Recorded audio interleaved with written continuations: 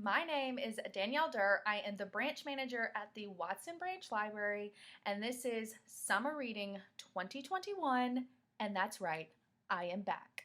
So as you probably know, Summer Reading 2020 was a little different than normal. 2020 was a little different than normal. But this year, we are back. We are having in-house programming along with our current virtual programming. So that's why you get to see my lovely face, because I am back for book talks. Every week, we are going to be talking about young adult and middle grade books from a bunch of different genres, and all of them are going to be new this summer, either just released or upcoming. So it's a lot of new stuff, a lot of hype, and I'm very excited. So today we're going to be talking about YA fantasy, and yes, we did talk a lot about YA fantasy last year, so I want to get it out of the way, but I really want to get it out of the way because there's a lot happening in YA fantasy this summer, so buckle up. I'm already going to break my rule a bit and talk about a book that's not technically new.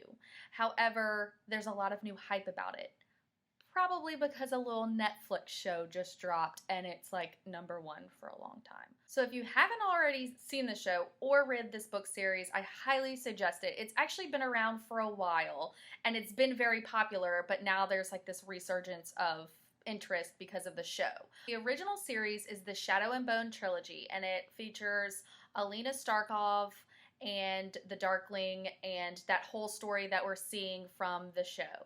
But then she has two spin-off series. One of them is called, the first one was called Six of Crows, which follows Kaz Brekker and his crows like little gang, which we've actually seen that in the show.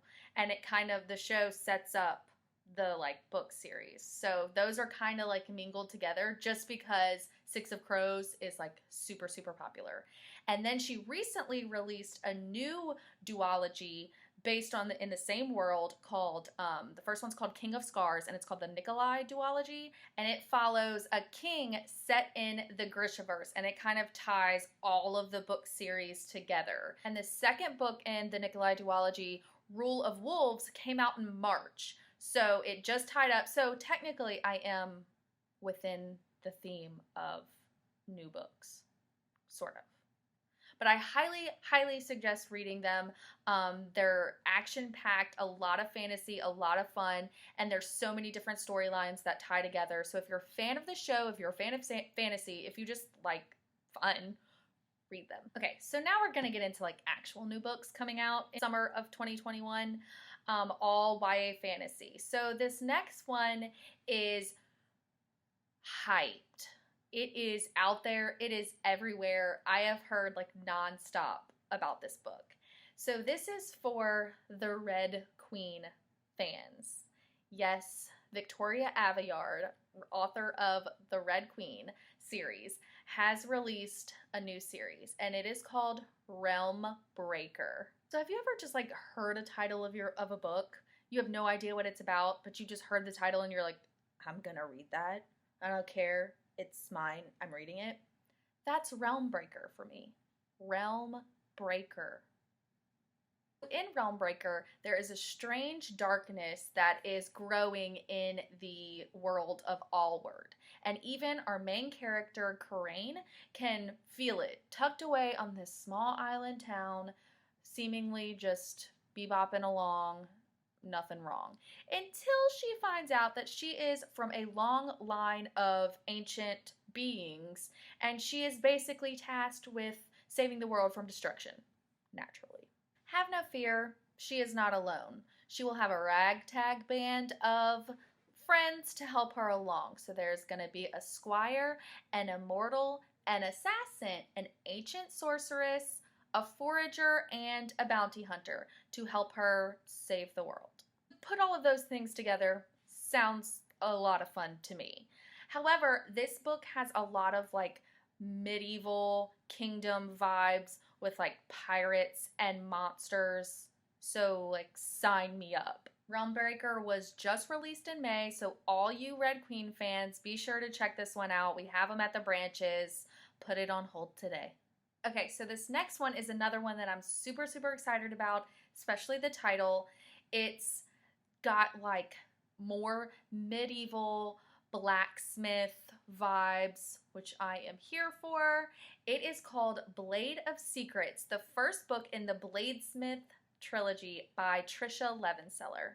So in Blade of Secrets, our main character Ziva prefers metal to people. She spends all day tucked away in her forge, not dealing with society or people or all of the anxiety that causes her.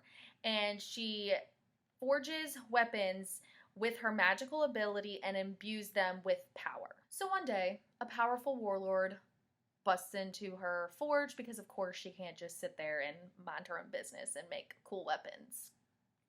And he wants her to create a sword capable of stealing the secrets from anyone that it stabs. So she does it because she's this super awesome bladesmith, and we have a whole trilogy based off of her.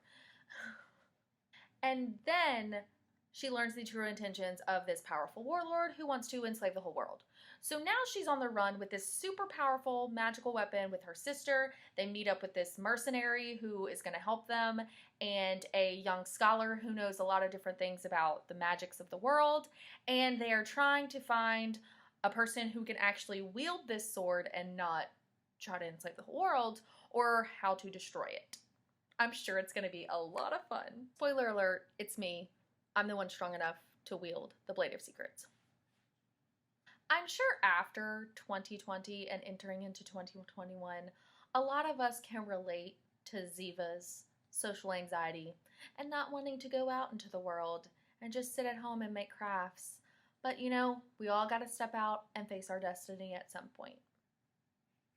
We're going to change this next one up a little bit. Instead of being high fantasy set in like medieval kingdom settings, this one's going to be what's called urban fantasy. And it's like fantastical elements set in modern day times. So like Twilight can technically be urban fantasy, or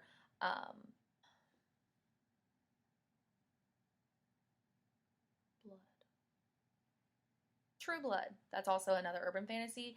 And the Shadowhunters series, City of Bones, that's another one. So it's a little bit different type of fantasy, but it's still a lot of fun.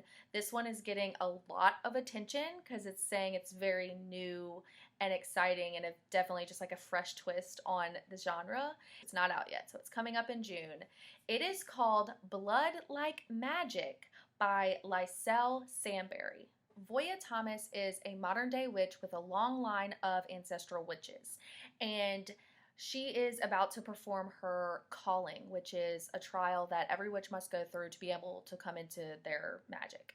And she never thought that she would fail, because most people don't. But she also never thought that her ancestors would come in clutch and give her a second chance with a big price tag.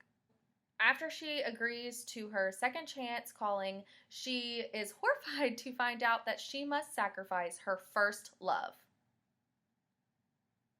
And if she fails, then every Thomas witch now and forever will be stripped of their magic.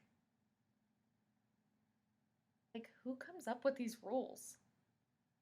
Voya is determined to save her family's magic. The only problem is she's never been in love. So she needs to find the perfect guy and fast. And then sacrifice him. Like any modern girl without a love life, she signs up for a matchmaking program. And she doesn't expect, once again, to be matched with the infuriating Luke, who wants nothing to do with her. How's a girl to fall in love with that? So between mounting pressure from her family to save everyone and her morality to save her new love interest, what's a girl to do? You're going to have to read to find out. This next one is not out yet. It's coming out in July, but I've heard a lot of buzz about it. I'm seeing it everywhere. They're like really hyping it up, and I'm really excited about it. It is called Six Crimson Cranes, a new series by Elizabeth Lim. I may have talked about Elizabeth Lim last year and her series Spin the Dawn, which is fantastic. It's a fantasy inspired by the Silk Road, and it's kind of like Project Runway meets the Silk Road meets fantasy. It's so cool. But she also has some other books in the Disney Twisted Tales series, which is like reimaginings, retellings of like classic Disney tales. So she's written Mulan and I think a story about Wendy and Peter Pan as well. In Six Crimson Cranes, Shiori is the only princess of Kyoto, and she has 6 brothers, and she's the only girl.